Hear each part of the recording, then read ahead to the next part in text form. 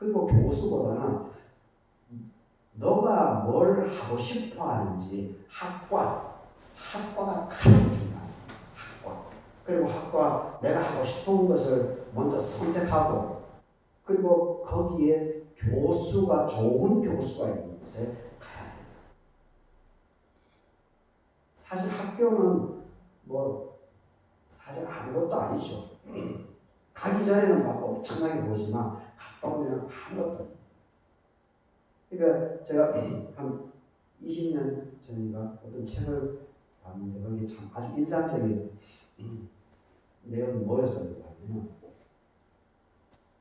서울대 학생들, 연고대 학생들 그 설문조사하는 것을 제가 우연히 보게 됐습니다. 봤는데 저는 뭐 건대 출신이니까 저는 대학교 3학년 때까지 건대 다닌다고 하는 거에 대해서 3학년 1학기까지 열등감에 찌들어져 있었어요. 열등감.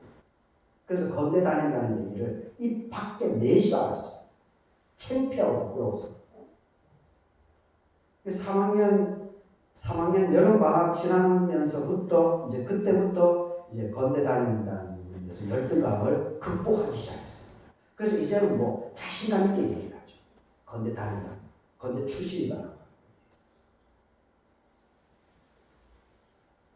그 설문조사에 뭐가 나와 있는 거 아니냐? 연대, 고대, 서울대조차도 안 간 사람들은 와 대단하게 생각하는데 그 당사자들, 그 학교에 몸담고 있는 그 당사자들은 대부분 40%, 30% 넘는 40% 가까운 학생들이 열등감을 갖고 있다는 겁니다. 열등감. 저도 건대 다니면서 3학년 1학기까지 그 열등감이 찌들어져 있었듯이 그들 역시 40% 가까이가 열등감이 있다. 왜? 연고대생들은 서울대 못 가는 거예요. 서울대 학생들은 하버드대를 가지 못하는 거예요. 하버드대 간 애들하고 비교하면서 열등감을 갖고 있다. 그게 뭐냐는 거죠. 그게 사람이라는 겁니다. 그게 자존감이 없는 사람이라는 겁니다. 그게 자기 자신을 깨닫지 못하는 사람들의 철없는 모습이죠. 철없는 모습. 그런데 어릴 때부터 정말 하나님 안에서, 믿음 안에서 자기 달란트, 자기 존재감을 사랑을 듬뿍 받고 자란 아이들은 남들하고 비교하는 이 비교라고 하는 것은 어느 누구도 자유롭지 못합니다. 우리가 습관적으로 비교하는 언어가 우리 일상 언어에 많이 배워져 있습니다. 저 역시 그렇습니다.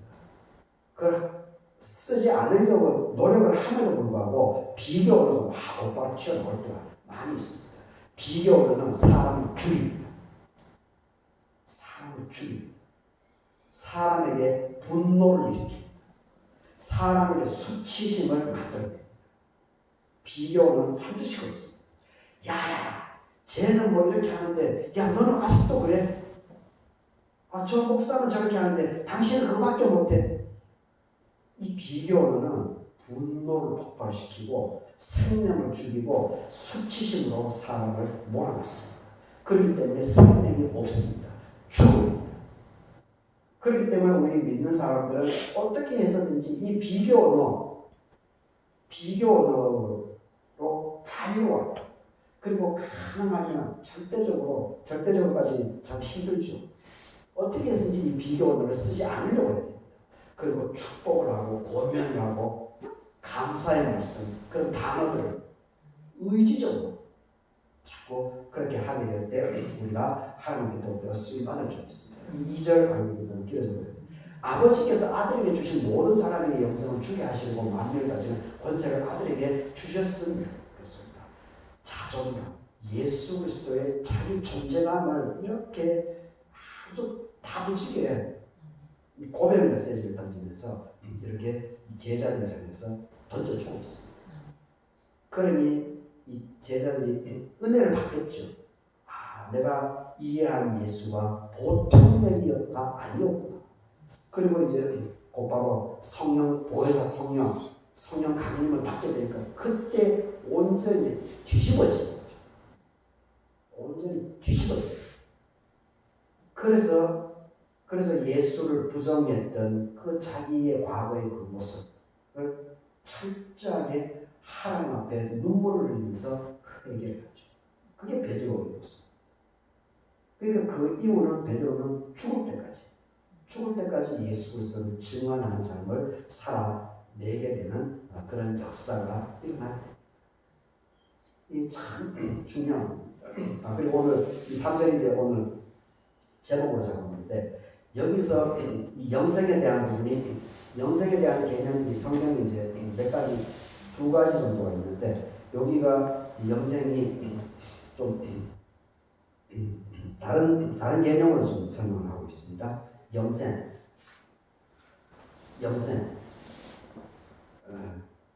죽지 않는 삶이죠. 영생 영원한 삶이죠. 죽지 우리 육신으로는 우리에게는 죽음이 반드시 찾아옵니다. 육신으로는 우리에게 모든 인생에게 모든 생명체에게는 육신의 죽음은 반드시 찾아오게 되어 있습니다. 그런데 우리가 하나님 안에서 믿음 안에서 볼 때 우리의 육신의 몸은 사라지지만은 근데 우리는 이 하늘 보좌 이 다니엘서 요한계시록에 있는 이 하나님의 나라에 대한 소망을 천국에 대한 소망을 갖고 있기 때문에 이 영생이라고 하는 것이 실질적이다라고 하는 것을 우리는 믿음으로 고백을 하죠. 그 고백이 참 그것도 대단한 고백입니다. 이 천국에 대한 소망이 있기 때문에 이 죽음이라고 하는 한계 상황 이것을 극복을 할 수 있는 정신적인 힘을 에너지가 제공되고 있다는 이 자체만 하더라도 이것은 성경의 위대한 정신적인 힘입니다. 우리가 이것을 잘 알아요. 그냥 뭐 죽어서 천국이 어디 있어? 눈에 보이지 않는 거 이렇게 논쟁으로 빠져버리게 되면 이것은 생명력이 없습니다. 그건 끝입니다. 하지만 우리가 그것을 믿음의 눈으로 믿음으로 고백하고 믿음으로 바라보고 할 때 거기에는 엄청난 에너지가 발산됩니다. 그게 예수 그리스도를 믿는 사람들의 믿음의 힘이고 믿음의 능력이 되는 것입니다. 그래서 우리가 이 신앙 고백이라고 하는 이 자체가 단순하지 않습니다. 아주 깊은 영역입니다. 우리가 이것을 잘 기억해야 됩니다. 영생, 여기서 요한복음에서 요한 기자가 정리하고 있는 이 영생의 개념을 보십시오. 유일하신 참 하나님, 유일무이한 참 하나님, 그리고 하나님께서 보내신 자인 예수 그리스도를 아는 것이다. 하나님 영생, 영원한 삶, 이터널 라이프라고 하는 것이 영원한 삶이라고 하는 것이 죽음을 초월하는 그 삶이라고 하는 것은 무엇이냐? 하나님과 예수 그리스도를 알아야 하는 것입니다. 이 안다라고 하는 것이 제가 찾아보니까 이 원어로 신약성경이 이제 헬라어로 적혀있기 때문에 이 안다라고 하는 것이 기노스코라고 하는 표현을 썼더라고요. 기노스코. 이것은 그냥 듣고 배우는, 들려줘가지고 지식적으로 배우는 이것이 아닙니다. 지식적으로 배우는 것이 아닙니다. 만남, 그리고 사귐, 그리고 이게 삶의 실제 체험을 통해 가지고 온전히 육화, 몸이 되어버린 그 자체. 머리가 굵어지는 것이 아니고 정보가 많이 데이터 머릿속에 집어넣는 그것이 아니고 온전하게 몸 자체가 되어버리는 그것이 바로 헬라어에서 지금 여기서 쓰고 있는 기노스코, 이 아는 것입니다. 그래서 이것을 부부의 이 성행위 관계, 이 부분도 기노스코, 이걸로 표현합니다. 몸 자체입니다. 몸 자체. 그래서 헬라 이 호세아서 4장 6절 거기 보게 되면 호세아서 이제 유명한 말이 나오죠. 힘써서 여호와를 알자. 힘써서 여호와를 알자. 그때 그 알자. 그 부분도 이 기노스코. 경험적으로 안다는 겁니다. 단순히 정보 습득이 아닙니다. 그래서 이 영생이라고 하는 것이 그렇죠. 하나님과 예수 그리스도를 온몸으로 체화해서 하나님 눈에 보이지 않기 때문에 하나님의 이제 그 명령들은 우리가 성경에 나와 있죠. 특별히 모세 10계명을 그냥 살아가는 것이 하나님을 아는 것이죠. 그리고 예수 그리스도를 아는 것은 예수 그리스도의 십자가 죽음의 사건을 우리가 알고 있기 때문에 바로 나에게 찾아오는 십자가, 이게 참 쉽지가 않지만, 감당하기 쉽지가 않지만 나에게 찾아오는 그 십자가를 감당하는 겁니다. 감당하면서 오늘 교동을 오늘 묘하게도 오늘 제가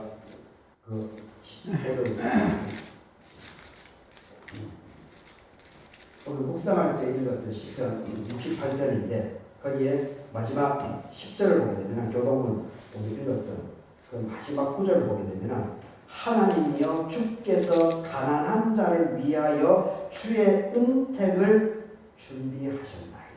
이렇게 보고 있습니다. 이 성경의 본질적인 메시지입니다. 본질적인 고아, 과부, 그리고 사회적인 약자, 그것을 무시하지 않고 그 사람들을 존중해주고 배려해주고 그 사람들에게 길을 만들어주는 것이 하나님의 명령으로 나와 있습니다. 명령. 큰 구약의 큰 줄거리입니다. 큰 줄거리. 그것이 바로 여기서 영생을 얻는 방법이라는 겁니다. 함께 지식이 깊지 않은 사람들을 존중해 주면서 돈이 없는 사람들을 무시하지 않으면서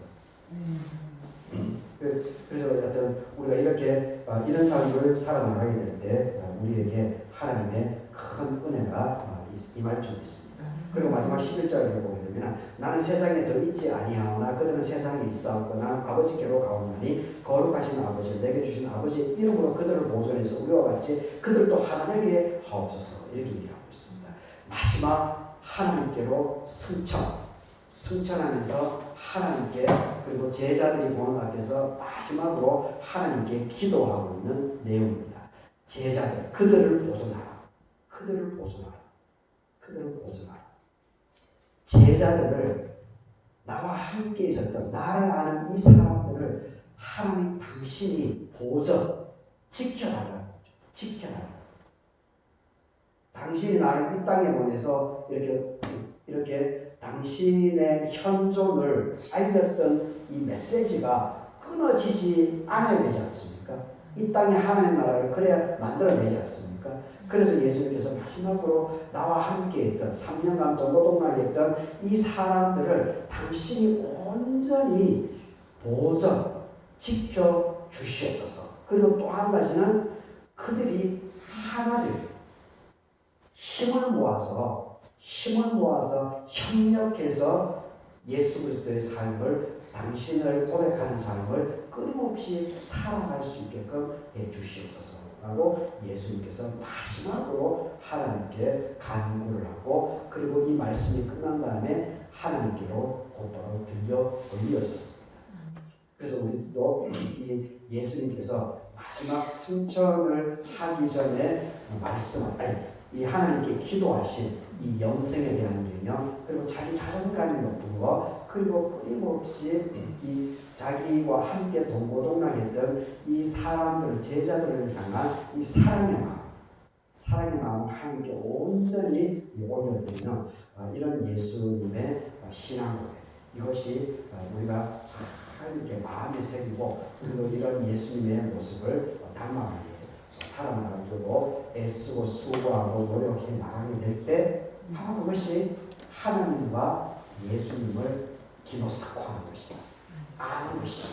그리고 그렇게 할 때 바로 나에게 영원한 생명, 영생이 주어지게 되어 있다라고 하는 것을 또 기억하시면서 이 말씀으로 이번 한 주간 삶을 감사하고 승리하는 삶을 살아나갈 수 있기를 바라겠습니다. 다 같이 기도하도록 하겠습니다. 영생은 곧 유일하신 참 하나님과 그가 보내신 자 예수 그리스도를 아는 것입니다. 나는 세상에 더 있지 아니하오나 그들은 세상에 있었고 나는 아버지께로 가옵나니 거룩하신 아버지여 내게 주신 아버지의 이름으로 그들을 보존해서 우리와 같이 그들도 하나가 되게 하옵소서. 하나님 아버지, 오늘 다니엘서 우리도 구절은 잘 배우지 못했지만 요한복음서로 영생은 예수 그리스도를 아는 것이다. 기노스코에 대한 개념도 알아보게 됩니다. 하나님, 우리가 하나님과 예수 그리스도의 삶을 온전하게 따라 살아나갈 수 있도록 도와주시옵소서. 그래서 우리를 통해서 우리 교회, 갈릴교회와 우리 교우들과 자녀 손들의 삶이 영생의 삶이 될 수 있도록 하나님께서 책임져 주시옵기를 간구드립니다. 모든 것을 하나님께 맡겨드립니다. 감사하고 예수님의 이름으로 기도드립니다. 아멘. 아멘.